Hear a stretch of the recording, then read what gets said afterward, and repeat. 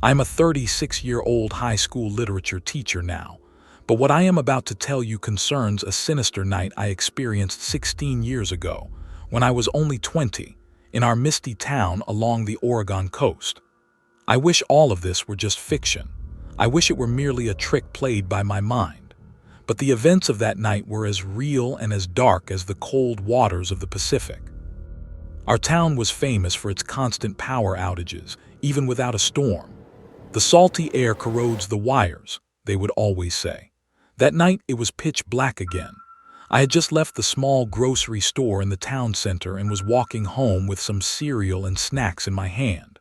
After about a 20-minute walk along the road through the giant sequoia trees, that cursed structure on the edge of the cliff caught my eye, Everwood Estate. The local town historian, Mrs. Gable, used to warn us while flipping through those old, dusty books in the library. That property is sealed, my children. Do not set foot on those lands where ancient spirits breathe. I quickened my pace. In these parts, no one stays on the streets after 9 p.m., but we, the young and brave crew, always found those rules ridiculous.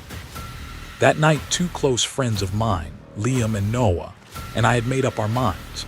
According to legend, the Everwood family had hidden a massive hoard of gold bullion from the 1800s gold rush in the cellar of the house. To solve the mystery, we decided to go to the cabin of an old fisherman named Silas, whom everyone called crazy, living in the marshlands outside of town.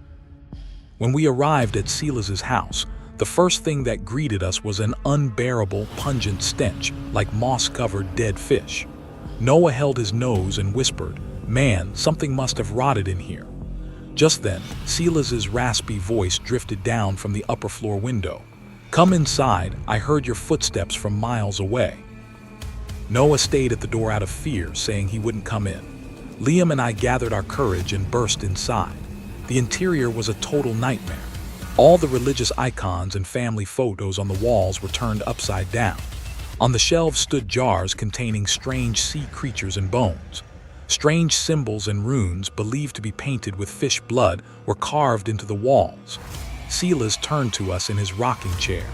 His pupils were almost gone, leaving only a dull grayness. "Do not go to that manor," he said, his voice trembling. "That house is the property of Wendigo spirits and shadow entities from the shore. They are the most malevolent creatures that cloud the human mind." We couldn't stay any longer. We threw ourselves out the door.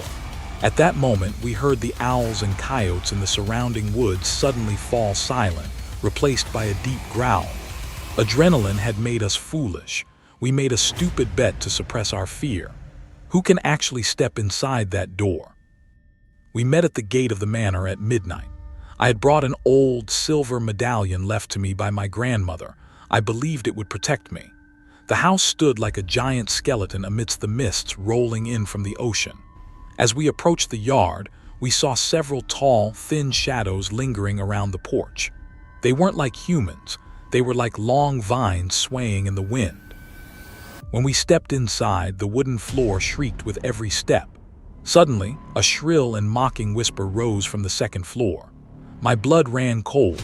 Right then, Noah jumped back, claiming he saw a gray, lifeless face staring at us from one of the dusty windows. As we climbed the stairs to the upper floor, heavy footsteps began to sound from below, from the kitchen we had just passed. Someone was following us. "We have to get out of here," I screamed. We ran down the stairs, but the heavy iron door wouldn't budge an inch, as if it had been sealed from the outside. The windows were completely engulfed by the vines outside.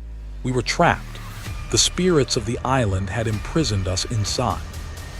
Just as we were about to lose hope, the door suddenly swung open as if torn from its hinges. Silas stood before us. He held a bundle of burning sage in his hand, his face white with terror. "Run!" he roared. "Run to the shore without looking back." We didn't stop. We ran toward the town lights until we were out of breath. The next day, it was confirmed that there truly was an old mine tunnel and a massive hoard under that house. Silas had sacrificed his own protective talismans to save us. I am a rational man. I believe in science and logic, But I can never forget that inhuman whisper I heard that night or those photos hung upside down on the walls. Since that day, I have never dared to enter the woods alone in foggy weather. Some secrets must remain among the mists.